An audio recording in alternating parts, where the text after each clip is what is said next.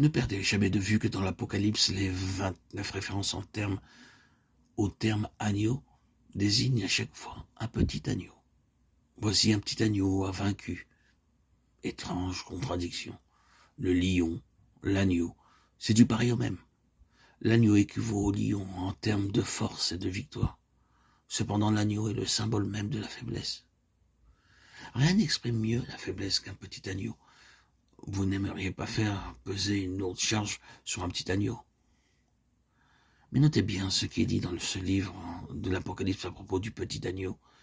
Ces terribles forces combattront contre l'agneau et l'agneau les vaincra. Apocalypse 17-14.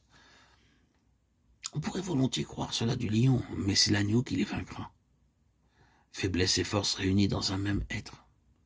Se laisser faire comme un agneau mener la boucherie sans opposer aucune résistance. C'est là que réside le secret de l'autorité. Il s'enfuit devant la face de l'agneau. Étrange contradiction. De l'obéissance et de la soumission découle la domination. Une domination qui sera donnée à l'agneau et à lui seul. Débonnaire-té, qu'entendez-vous par là? C'est l'absence totale de l'esprit de revendication ou de la volonté de se justifier. Mais qu'en est-il de cette colère de l'agneau? Elle est terrible. Il y a une puissance mystérieuse et infinie dans l'agneau qui ne s'explique nullement sur un plan naturel. Prenez l'aspect naturel et tout parle de faiblesse et d'impuissance, de soumission et de douceur. Mais il y a chez cet agneau quelque chose de mystérieux qui n'est pas naturel mais divin. Toutes les forces colossales de l'univers céleste créé par Dieu sont intimement liées à ce don de soi, cette faiblesse, cette mansuétude et cette soumission de l'agneau.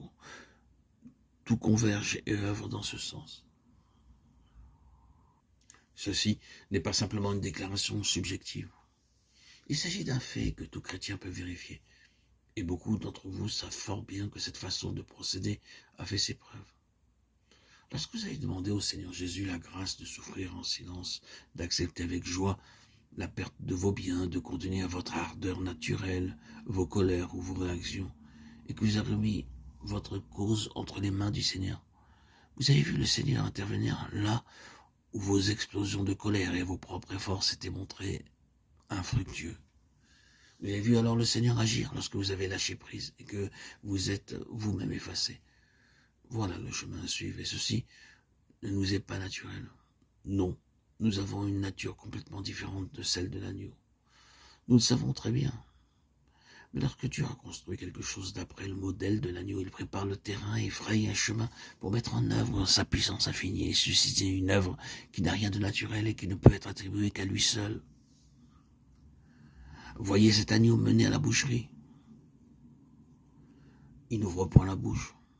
Considéreux dans son abandon à la volonté de Dieu. Et voyez si Dieu a justifié cette attitude-là. L'a-t-il fait? Oui. Dieu l'a bel et bien justifié.